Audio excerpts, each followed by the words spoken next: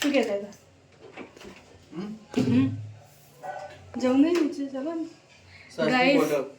તો અમારું જમવાનું નીચે છે, કારણ કાકી ઘરે નથી ને એટલે મેં નીચે જમવાનું બનાવીશું બધાનું ભેગું. કાકા, દાદા, હું અને જીગર. કેમ બોટલ લઈ લીધી? આપણા પહેલા ફ્રીજ નહોતું એટલે હું નેચર ફ્રીજમાં પાણી મેલીને બરફ કરીને ઉપર લાવતો હતો, પણ આજે એવું છે કે ફ્રીજ આપણે નવું લઈ લીધું હતું 2 મહિના પહેલાં. હવે આપણે બાટલો ભરી નેચર લઈ જઈએ છીએ પીવા ઠંડુ પાણી. ગાઈસ એટલે કહેવાય છે ને કામયાબી જરૂર હાસિલ થાય, મતલબ કે તમે મહેનત કરો તો એનું ફળ મળો. તમારા જીગર બહુ જ મહેનત કરું છું. આખો જો સવારે ઠંડુ પાણી બાટલો ભરીને સવારે મેળવી દીધું, તે બરફ થઈ ગયો છે, એ મહેનત કહેવાય આપણી. ગાઈસ સવારે 8 વાગતા અને ફોન ચાલુ થઈ જાય એમના. હેલો ભાઈ, કિધર હો ને?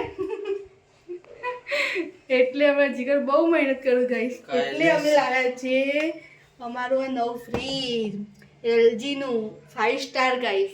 કાયદેસર હળા હાથે ઉઠ્યો હોય ને, હળા હાથે ઉઠું એટલેથી આપણો ફોન ચાલુ થઈ જાય ને તે લગભગ હજી આવશે 2-4 ફોન તો આવશે. હું તો 10 વાગ્યા સુધી આવી જશે ગાઈસ. અને અમે બંને છે ને કમ્પ્લીટ હવે નહીં ધોઈને મસ્ત ફ્રેશ થઈ ગયા છીએ, કારણ કે નીચે જમવાનું બનાવીએ ને એટલે બહુ જ ગરમી લાગતી, પવન આવે છે પણ બાપ બહુ જ મારે છે ગાઈસ.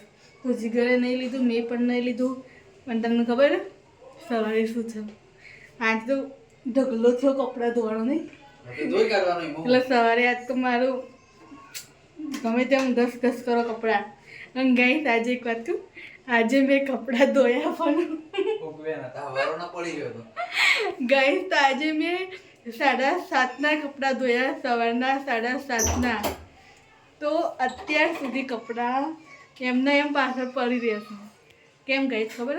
કારણ કે હું બપોરે દવાખાને ગયા હતા, પછી નીચે જ હતી એમના ટીવી જોઈએ જઈ ને અત્યારે સાંજે જમવાનું બનીને ઉપર આવીને આવા ત્યારે ખબર પડી કે કપડાં તો સુકવવાના બાકી રહી ગયા છે. અને જીગર નહીં ના, જીગરને કપડાં પહેરવા જ નહોતા, કારણ કે એમના 3 જોડ કપડાં હતા ને જે ધોયેલા જ હતા નહીં. તે જીગરે આ તો સૂકવ્યા કપડાં, હેડ ડ્રાયર આવે ને એનાથી કપડાં સૂકીને પહેરે છે ગાઈસ. માર તો અત્યારે જ, કારણ કે હું તો ઢગલો રાખું કપડાં ગાઈસ.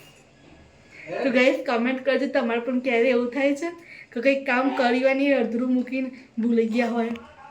તો આજે તો મારા જોડે સ્કેમ થઈ ગયો ગાઈસ. ઓકે ગાઈસ, તમે હવે જઈએ છીએ નીચે જમવા માટે. ટાટા.